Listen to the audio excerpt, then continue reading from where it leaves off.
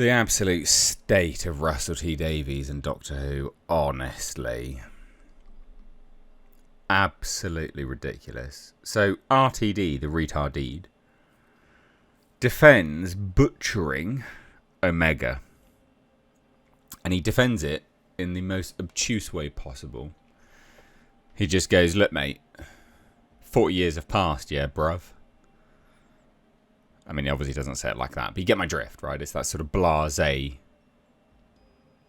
very, very blasé, nonsensical response. You have to accept 40 years have passed. Right? This is drivel. This is nonsense. This is the kind of attitude we come to expect from people that just simply do not care about the fandom. They just don't care. They're not interested. So this is an article over on doctorwhotv.co.uk. Fantastic website. Would genuinely recommend you guys go and check them out. But anyway, yeah, Russell T Davies, as they say here, has defended his controversial changes to Omega in Doctor Who's Series 15 finale. Ah, yes. So we went from this sort of ambiguous, rather, I don't know how you'd even call this really. I mean, it sends the mind racing. Like, who is he? What is it? What is this? Like, there's sort of an enigmatic element to it. What is it? And they're just like, nah, mate. Nah. Gigantic CGI skeletal baby thing.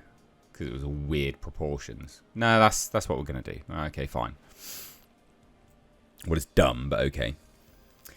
Anyway, so in the reality war, Omega returned not as the mythic cloaked figure, long remembered by fans of the classic series, but as a large skeletal CGI monster.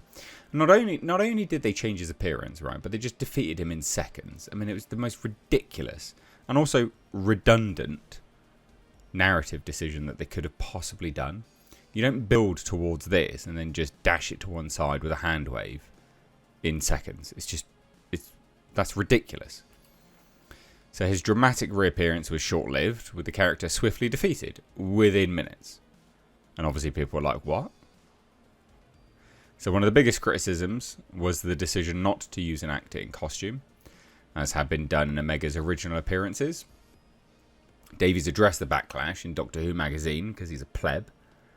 And he said, you don't need a man in a big cloak when you've got Archie, Punjabi, and Anita Dobson being their own Time Lords.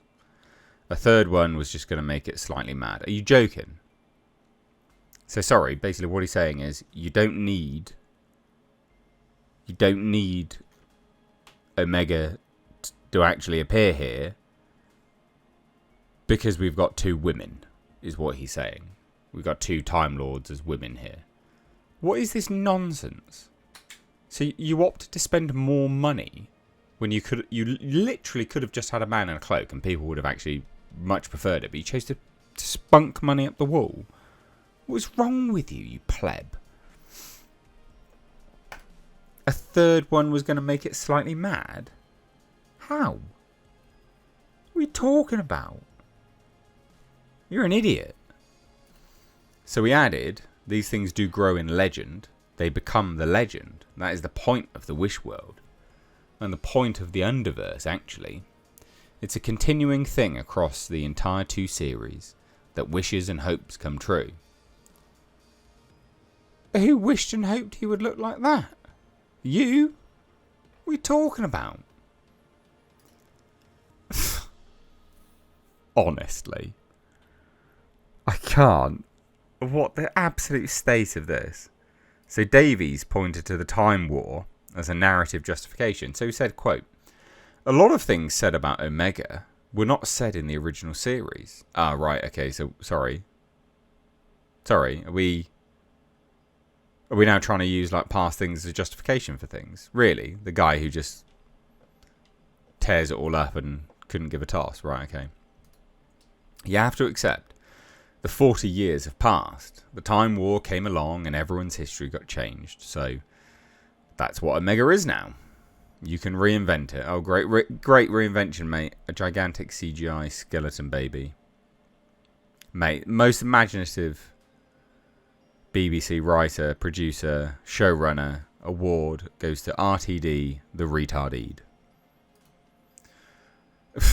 I can barely make this video without chuckling to myself, honestly. So he compared the reinterpretation of Gallifreyan history to the real-world reassessment of historical figures. There was plenty of fuss made about Winston Churchill being in Doctor Who, when there's plenty of history to suggest he wasn't such a good guy.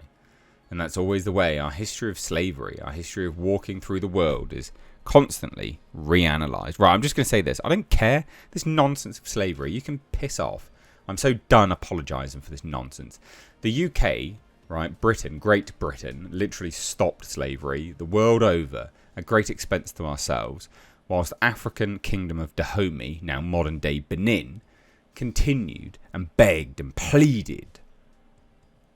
It was great expense of not just financial, but also life. We have nothing to be sorry for with slavery. We are done. Go away. You want to talk about slavery? Let's talk about the Barbary slave trade. Why don't we talk about that, hey? Anyway. Side note tangent. So he said this. So I like to think it's the same on Gallifrey. That's happened over the eons. Omega has been recontextualized and the story gets bolder and changes over time. We don't want to repeat the past. We want to push it forward. Right, but I mean, you didn't really, did you? I mean, it was regressive. Like, the designs are regressive. And also the characters are regressive. You destroyed them in, like, seconds. I mean, it's just nonsense. It's pathetic. Unbelievable. And it's unbelievable that even in Doctor Who magazine, this lefty lunatic has the nerve, the absolute audacity to talk this utter hogswash. Oh, the UK. Oh, we've got a history of blah, blah, blah. Shut up, mate. Shut up. No one's interested in this crap. Anyway, there you go. The absolute state of Doctor Who. And the absolute state of the BBC hiring this thing as a showrunner. Absurd. Absolutely absurd. So there you go. I don't have much else to say. Hit subscribe if you're new here. Do turn those bell notifications on. If you like what I do, by the way, guys, I do have a Patreon. It's linked down below. Would love to have you support me there a little bit further, because YouTube does penalise straight talkers like me, and it's frustrating. But anyway, thanks so much. Take care. Bye-bye now.